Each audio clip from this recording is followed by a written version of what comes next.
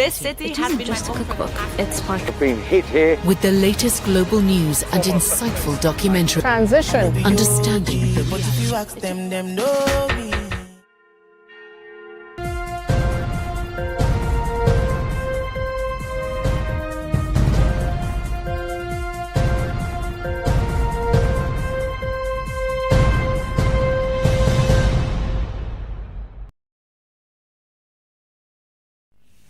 Good afternoon and thank you for joining us for news updates. My name is Tandi Zumara.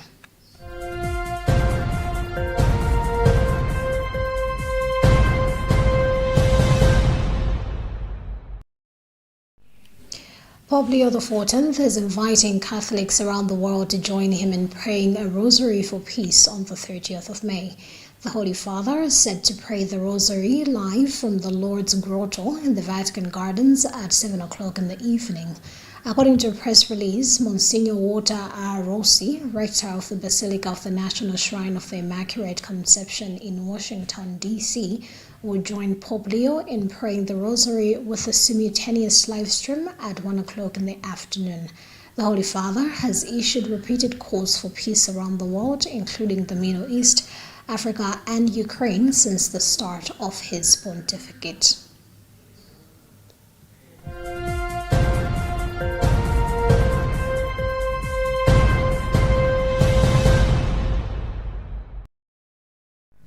The Malawi Economic Justice Network Mission has called on government to uphold transparency, fiscal discipline, and accountability ahead of fresh talks with the International Monetary Fund (IMF) on the Extended Credit Facility (ECF) scheduled for the 9th to the 18th of June. Mission Executive Director Bertha Libiba-Piri said government must demonstrate progress in reducing the fiscal deficit, improving tax collection, and controlling public spending during the negotiations. She has also urged authorities to strengthen governance and public financial management systems while addressing forex shortages, inflation, and growing arrears. Meanwhile, Economics Association of Malawi ECAMA President Dr. Bertha Shikadza-Bangala said Malawi should focus on practical economic reforms and channel public resources into productive investments to improve economic performance.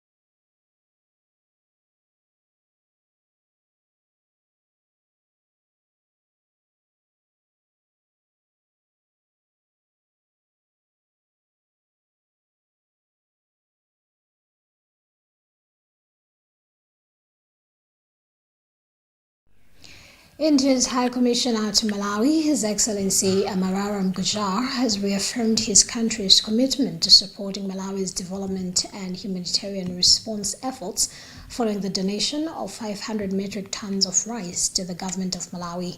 Gujar handed over the donation to Minister of Foreign Affairs and International Cooperation, Dr. George Tebonda, during a ceremony held at NFRA offices in Kanengo, Lilongwe on Thursday.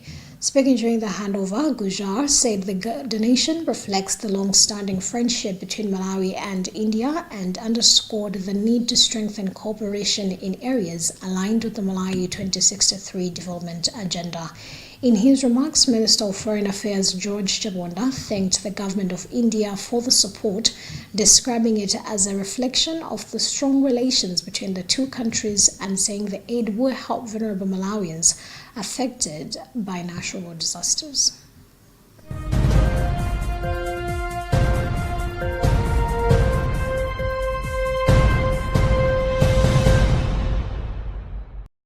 The Malawi Health Equity Network (MEHIN) has urged Malawians to seek early medical attention for persistent digestive problems, warning that chronic diarrhea and other digestive disorders could be signs of serious health conditions.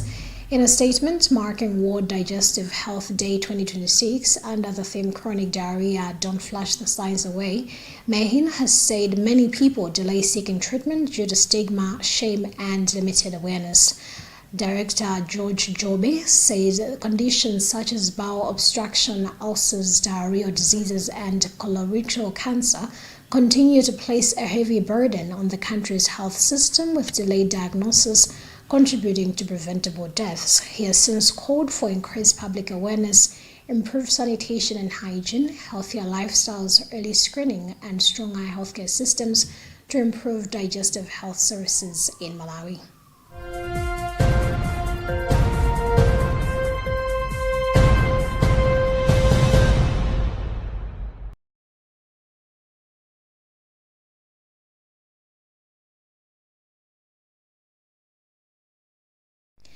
And in other news, 8 students alleged to have been involved in a suspected arson attack at a Kenyan girls' school that killed 16 pupils have been arrested, according to the police.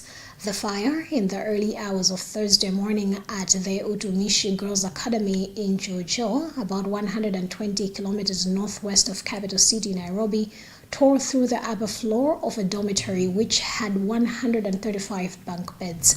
After interviews with students and staff and a forensic review of the CCTV footage, 8 pupils at the school were identified as persons of interest in connection with the planning and execution of the fire, according to the National Police Service.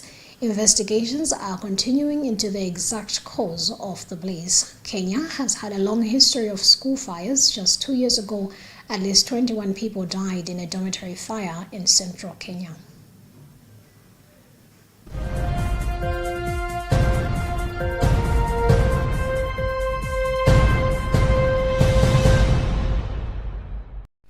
And that's about what we had time for in this edition of our news updates. My name is Tandiwe Mzumara. Good afternoon.